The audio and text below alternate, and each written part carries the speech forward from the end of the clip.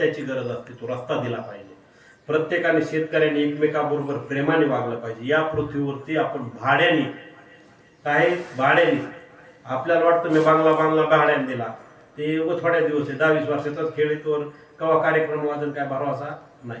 आपण या पृथ्वीवर भाड्याने ही गोष्ट आपण लक्षात ठेवली पाहिजे. चंद्र सूर्य तेव्हापासून ही पृथ्वी, रामकृष्णापासून ही गाव आहेत, पृथ्वी सगळे काहीच राहत नाही, फक्त ही पृथ्वी जागेवर राहणार आहे, फक्त खाणारा बदलतो.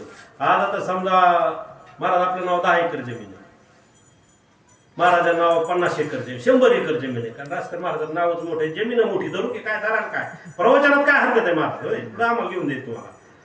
100 एकर जमीन महाराजांच्या नावावर आहे. कवर आहे ती, जवळ हे शरीर आहे तोवर. हे आपलं शरीर गेलं की काय करते पोरं, 7-8 दिवसात उतारे काढते, तलाट्यामध्ये 2000 दर 3000 दर, पटकीन ह्या म्हाताऱ्यात नाव काढून टाका, आमची नावं लावा, चला आम्हाला इकायचंय टिकायचंय काहीतरी करायचंय, उलाढाल करायची, जागा घ्यायची, काय काय कवर आहे नाव, फक्त हा देह तोपर्यंत.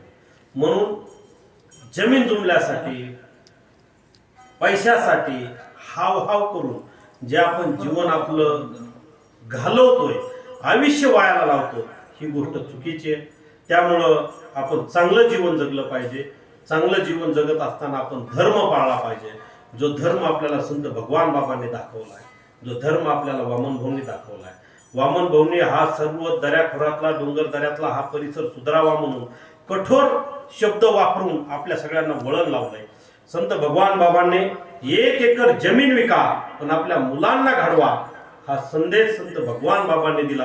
म्हणून आज गावोगावी कितीतरी मुलं आज अधिकारी नोकरदार आहेत सगळे,